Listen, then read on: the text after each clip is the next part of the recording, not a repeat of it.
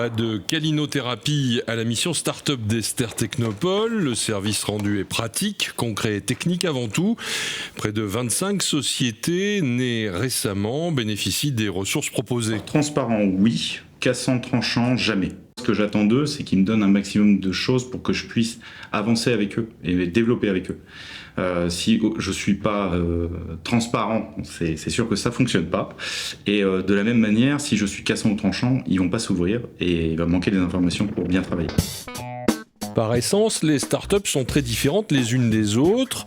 Limoujotte, par exemple, excelle dans la communication digitale locale. Par l'intermédiaire des réseaux sociaux, on a créé une communauté qui s'étend de plus en plus. On a toujours besoin d'être accompagné, que ce soit avant ou après création d'entreprise. Et aujourd'hui, cette mission startup que propose Esther me permet d'avoir accès à de nouveaux outils. C'est-à-dire qu'à chaque fois, il nous manque des éléments pour avancer. Et avant, c'était le branding, aujourd'hui, c'est le trending. Et demain, ce sera certainement autre chose. Dans un tout autre secteur, Hermems, qui s'adresse à l'international, est également accompagné. On n'est pas forcément une start-up, mais on est plus une scale-up. C'est-à-dire que on a des ambitions qui sont assez importantes et on a un potentiel de croissance qui est énorme. Votre secteur d'activité, c'est la microélectronique ? Oui, secteur d'avenir qui fait beaucoup parler en ce moment, justement à cause des pénuries de semi-conducteurs, avec des enjeux de souveraineté assez forts. On travaille avec des startups, généralement, on est assez généraliste. On a une base technique assez forte. C'est pour ça qu'on est capable d'apprécier certaines parties.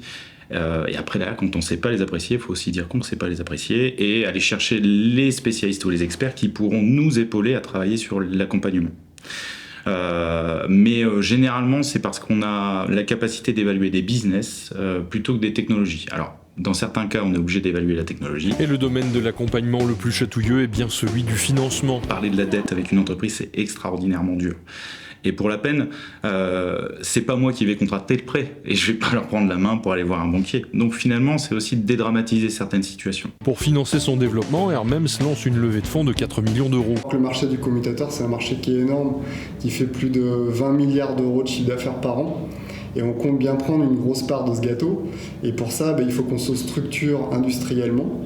Et c'est tout l'enjeu de la levée et des levées successives que l'on veut mener pour pouvoir se structurer industriellement et adresser ces marchés-là. Des startups, c'est de la réflexion H24 et des fois on réfléchit dans le vent.